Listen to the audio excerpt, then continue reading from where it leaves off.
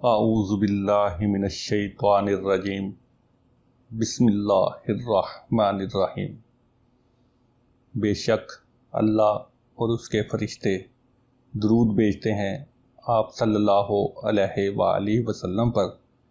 اے ایمان والو، تم بھی آپ صلی اللہ علیہ وآلہ وسلم پر درود و سلام بھیجو۔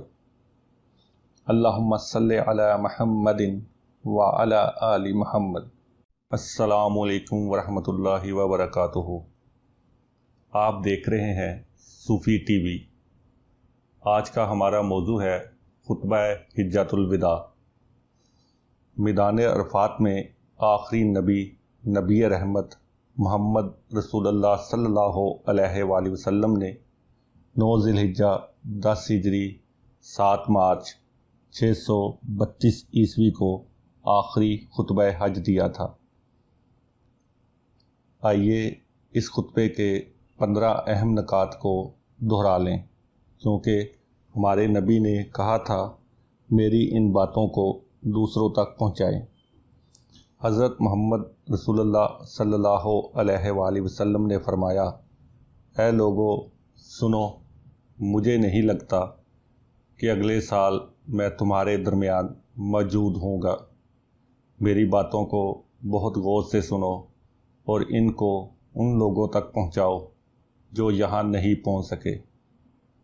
اے لوگو، جس طرح یہ آج کا دن، یہ مہینہ اور یہ جگہ عزت و حرمت والے ہیں، بالکل اسی طرح دوسرے مسلمانوں کی زندگی عزت اور مال حرمت والے ہیں۔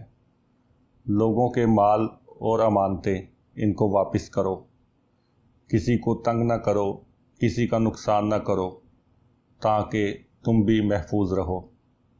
یاد رکھو تم نے اللہ سے ملنا ہے اور اللہ تم سے تمہارے اعمال کی بابت سوال کرے گا۔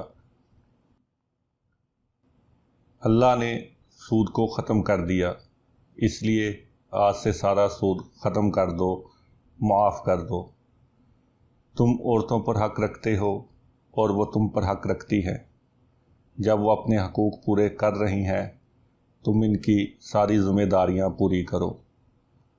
عورتوں کے بارے میں نرمی کا رویہ قائم رکھو، کیونکہ وہ تمہاری شراکت دار اور بے لوث خدمت گزار رہتی ہیں۔ کبھی زنا کے قریب بھی مت جانا۔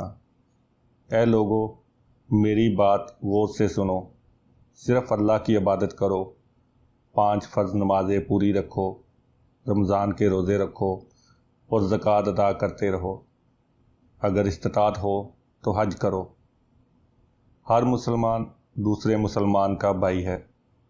تم سب اللہ کی نظر میں برابر ہو، برتری صرف تقوی کی وجہ سے ہے۔ یاد رکھو تم ایک دن اللہ کے سامنے اپنے اعمال کی جواب دہی کے لیے حاضر ہونا ہے۔ خبردار رہو میرے بعد گمراہ نہ ہو جانا۔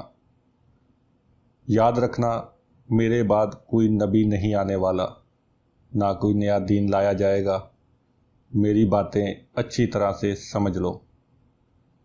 میں تمہارے لیے 2 چیزیں چھوڑ کے جا رہا ہوں، قرآن اور میری سنت۔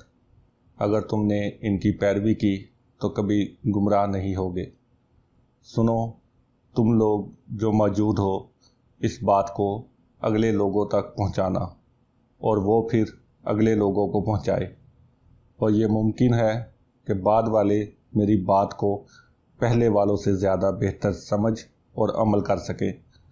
پھر آپ نے آسمان کی طرف چہرہ اٹھایا اور کہا، اے اللہ، گواہ رہنا میں نے تیرا پیغام تیرے لوگوں تک پہنچا دیا۔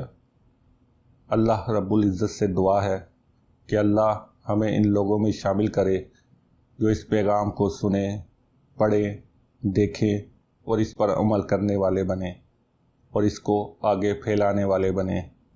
اللہ ہم سب کو اس دنیا میں نبی رحمت کی محبت اور سنت عطا کرے اور آخرت میں جنت الفردوس میں اپنے نبی کے ساتھ اکٹھا کرے۔ آمین۔